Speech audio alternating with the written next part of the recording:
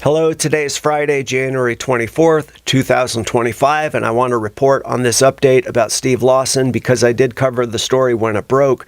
So hopefully this will serve as a final resolution. This sounds like good news. Protestia is reporting that Steve Lawson is attending a new church where he is receiving counseling and working towards reconciliation. So before I read from the article, let me just read this verse from Galatians 6. This is verse 1. Brethren, Paul writes, if a man is overtaken in any trespass, you who are spiritual, restore such a one in a spirit of gentleness, considering yourself, lest you also be tempted. So obviously, when something like this happens, restoration and reconciliation is the goal, not restoration to ministry, but restoration to fellowship and reconciliation between the offended parties. So let's read from the article. Protestia writes, while rumors have swirled of where Steve Lawson has been and what he's been up to, in light of silence from his former church, Trinity Bible Church, or any of his associated ministries, Protestia can report that he has quietly been attending a small Reformed church in Nashville for the last several months, following his scandalous departure from ministry.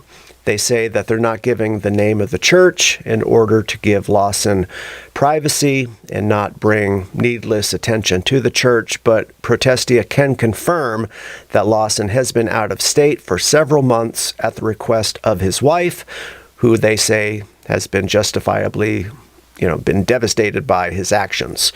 But despite everything, they say the marriage has not been lost. So they are working through the issues. So again, this seems to be good news.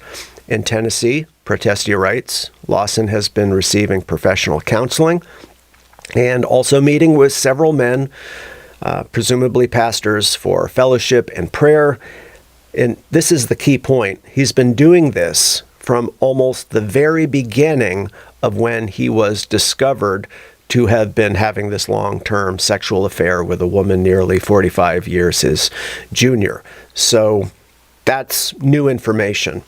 They say at present, while Lawson has men caring for his soul and has made efforts to reconcile with his wife, we are not in a position to know the depths or the degree of his repentance. Only God knows that. But if you take this at face value, it looks like he's doing the right thing. So they say, furthermore, Lawson has kept silent, and long story short, he plans on giving a public personal update in the near future. So keep Lawson, his family, and the men ministering to him in your prayers. So that's the article from Protestia. So if all of that is accurate, this is very good news. Yes, you could argue he should have made a public statement by now, but generally speaking, this is what should happen. When a well-known pastor has a fall, they should just quietly fade into the background. And when this happens in the Reformed world, typically this is what you see. The pastor does not get back into ministry. They quietly get counseling, seek reconciliation, whether it's at their church or they join a new church. But this, I think overall is very good news. Because remember, Christianity is about forgiveness and grace. Christianity is all about reconciliation. Now, I can already hear someone saying, well, yeah, but what about when, Carl Lentz from Hillsong or the other guy from Hillsong, or when a charismatic pastor has a fall? The Reformed crowd doesn't show grace and forgiveness to them. Well, if that's what someone is thinking, which almost certainly Reformed people are going to be happy about this.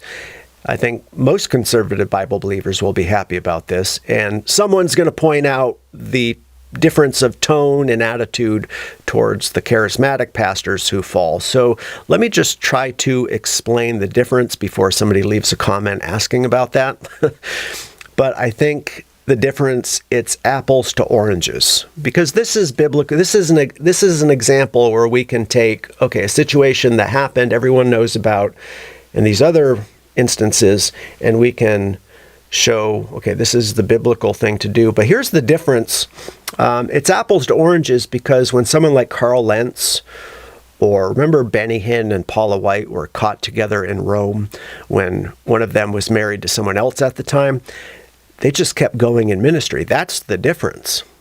The charismatic pastor, when they have a fall, they either continue in ministry, or in the case of Carl Lentz, he was hired at another church shortly after that and started doing ministry work for Mike Todd. So usually when this happens in the charismatic world, they just ignore the scandal, keep on going. Maybe they have to step away for a brief time, but they almost always come back into pastoral ministry. I mean, just look at Jim Bakker, Jimmy Swaggart. It's just a list too long to cover. So that's the difference, along with the fact that these people, Carl Lentz and Jim Bakker and others, I mean, they are false teachers.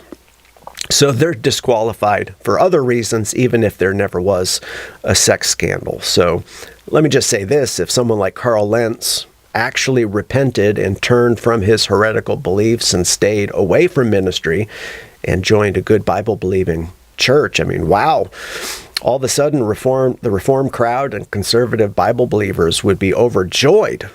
But yeah, that's the big difference. So long story short, Steve Lawson, this does seem to be very good news. So in conclusion, continue to pray for Lawson, his family, and his church. But until next time, may the Lord be with you, and have a great day.